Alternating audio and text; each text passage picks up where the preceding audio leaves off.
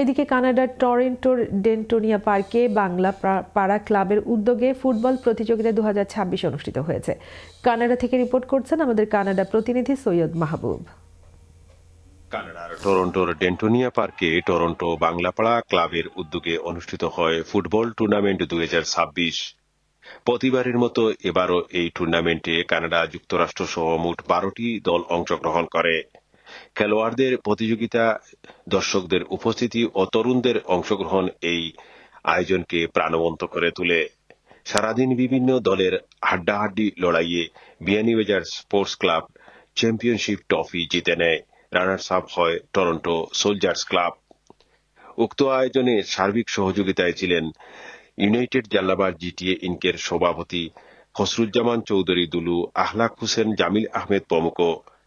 সমগ্র এই আয়োজনটির পরিচালনার দায়িত্বে ছিলেন টরন্টো বাংলাপাড়া ক্লাবের প্রতিষ্ঠাতা MR আজিজ ও শরীফ আলী।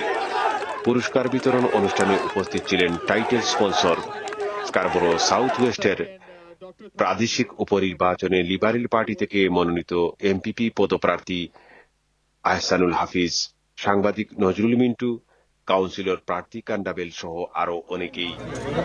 আমার পক্ষ থেকে, টরন্টোবাসীর পক্ষ থেকে এবং এই টুর্নামেন্ট যারা আয়োজন করছেন তাদেরকে অভিনন্দন এবং তাদেরকে ধন্যবাদ। আজকের বাংলাপাড়া কর্তৃক আয়োজিত অ্যানুয়াল ফুটবল টুর্নামেন্টের আমরা 12টি টিম নিয়ে আজকের টুর্নামেন্ট অনুষ্ঠিত হয়।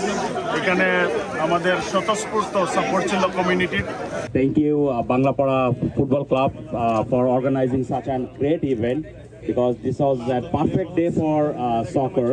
And I would like to congratulate Biani Bazaar to become the champion again and again and again. Canada থেকে সৈয়দ মাহবুব, চ্যানেল নিউজ।